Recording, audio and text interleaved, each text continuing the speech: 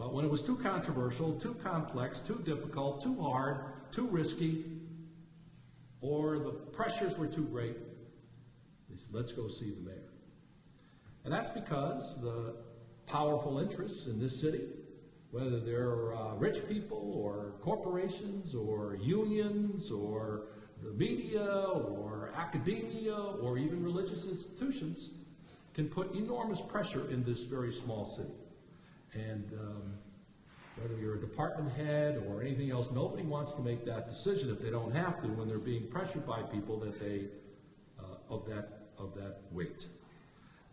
It's easy to let the mayor do it and let him or her take the pressure that comes with it. In those cases, as with most, the mayor has to be prepared to use his or her political capital to fend off or to deal with all of those complex and often conflicting pressures that can come with a decision that's important in this city. Political capital is, for all of you to know, is basically popularity. The more popular you are, the more successful you've been in a recent election, the more capital you have.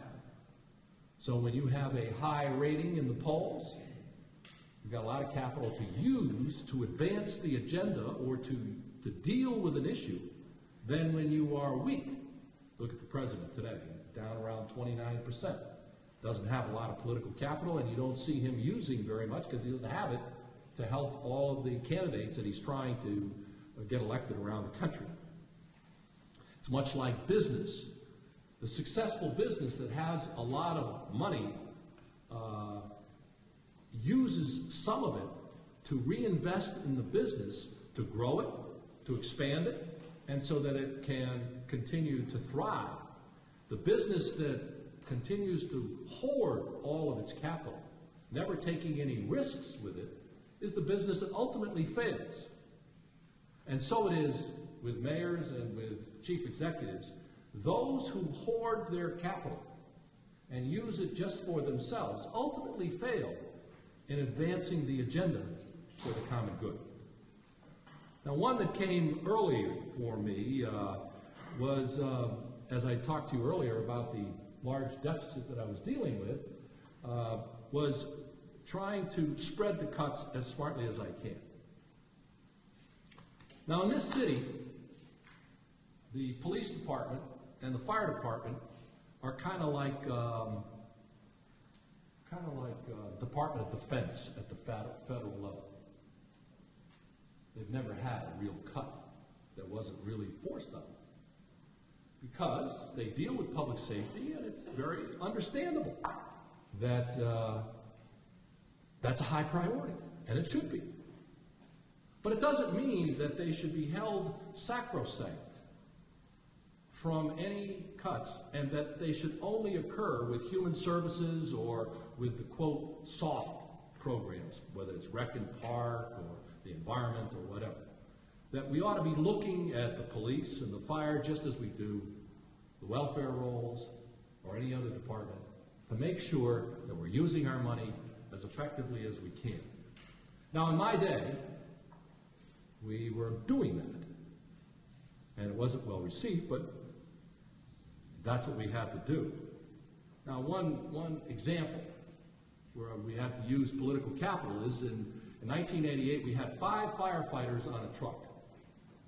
1 to drive the truck and 4 in the back going to the fire.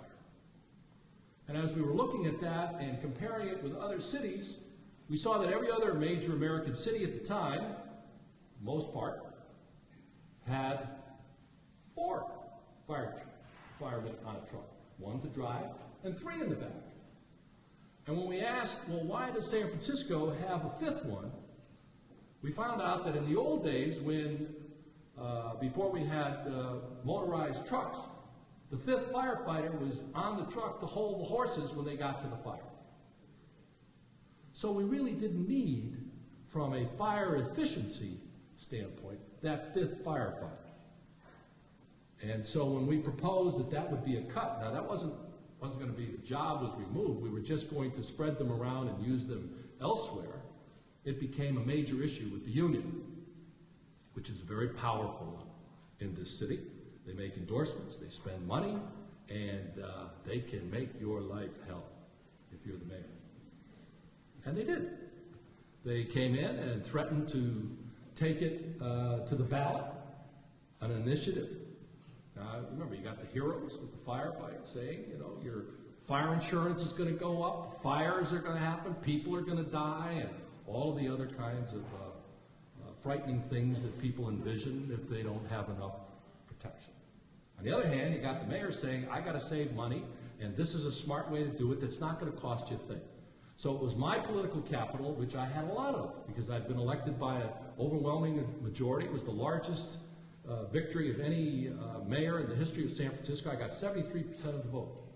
So it was time to use my capital in that first year to convince the people of San Francisco to go along with what I thought was a smart budget matter that wouldn't hurt the city, but nevertheless was important to balance the budget in a fair and equitable way. And we made that case to the people, and for the first time in modern history, we won that election, and nothing happened. There were no fires. There were no escalating insurance costs, and the budget was balanced in a smart way. That was a very public example, very public, big campaign. What was not so public was when another powerful city union leader came in to see me, one who had been one of my biggest supporters in the election just 6 months before. And remember, I told you that we were laying off workers and freezing the wages for all the rest in order to balance the budget along with the tax increase. This union leader wanted a $35 a month increase for his union city employees, his particular union. And I said, but I'm laying off workers and I'm freezing wages. How can I give a salary increase to your particular workers? He says, I need it. I'm running for election and I supported you. You got to do it for me. How in the world am I going to get the money to give a salary increase of $35? He said, lay off some more and then put it into the salary increase. So in order to give a $35 a month increase, I was supposed to put several hundred more families on the street, unemployed, to make that happen. That was him and me in my office, nobody else. So what do? We didn't do it, of course. And I didn't get as much support when I was running for re-election 3 years later. But it was in private rooms where nobody's watching, and that's where the ethical, moral challenges are for a mayor in this city, in my opinion, these days.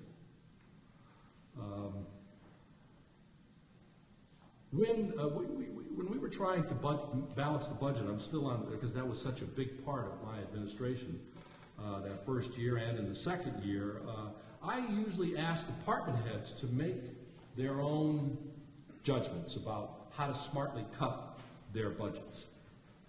And frankly, they didn't like to make cuts. Who does? So usually I got proposals for large fee increases, raise the price of everything in the city to cover the shortfall and let the public bear the brunt of that. Well, I didn't think that that was the best kind of policy and would ask for cuts, but in some cases, we needed to raise some fees, and I was willing to do that, but not in a large way, and I was always worried about how the low-income and even the middle-income family was going to survive. It's an important issue in this city. How do we keep middle-class working families in this city with some of the costs? Just one example. The zoos and the museums in this city all charge a fee now. They're pretty expensive. Used to be free. I'm sure some of the gray hairs I see around here, like mine, remember going to the zoo when it was free. But in my day, we had to institute some fees. And I said, well, if we're going to do this, I want a family to be able to go